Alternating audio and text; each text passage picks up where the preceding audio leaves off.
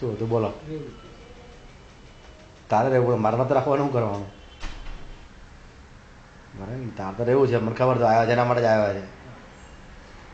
તો સુધરતા હોય તો શું વાંધો, શું તકલીફ શું પડે તમને? સુધરવાની તકલીફ શું પડે?